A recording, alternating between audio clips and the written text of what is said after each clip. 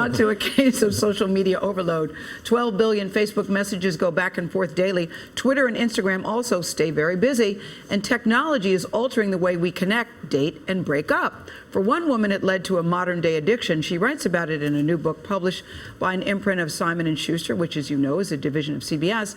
Lee Woodruff learned how being plugged in can come at a price.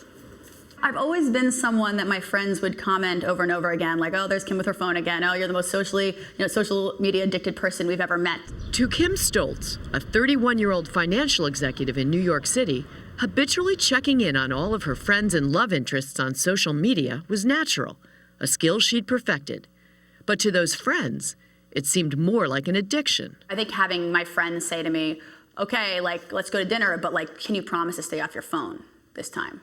How did that make you feel when they would say that? It started making me feel really like, okay, like the first step is admitting, like, maybe I really do have a problem here, because I'm not hearing them say that to any of my other friends. I'm hearing them say that to me. Kim's parents also noticed their daughter was always attached to her phone. I remember seeing her in the pool with her phone. I thought, she's in the pool with her phone?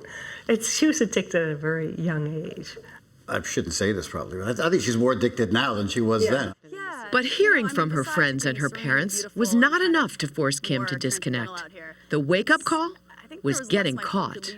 I had had a sort of very flirtatious, maybe not such a loyal conversation with an ex. And we started having this sort of conversation, and it quickly turned from Facebook chat to GChat, and then we were texting. The person Kim was dating at the time saw those texts and immediately broke up with Kim. Being in a relationship and having them say, like, who are you talking to? Like, you're always on your phone. Like, are you cheating on me? Like, what's happening here? That breakup became the basis for her new book, Unfriending My Ex and Other Things I'll Never Do, where Kim writes about her week-long break from her phone to get real-world perspective on her online obsession.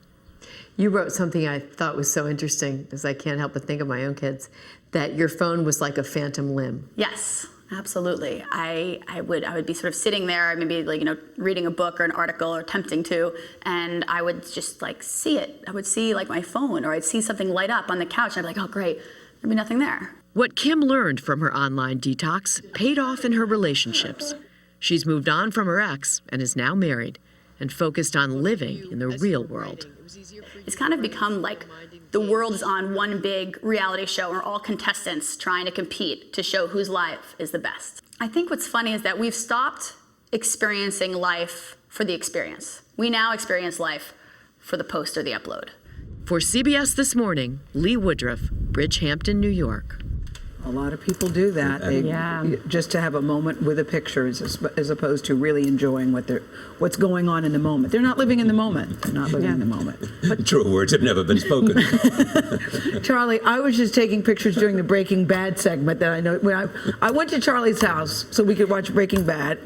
I took a lot of pictures because I wanted to document our first date. Yeah. And Charlie says, "What are you doing?" I was just trying to document it. Then I put it down. I think it was fine. Experience. Yes.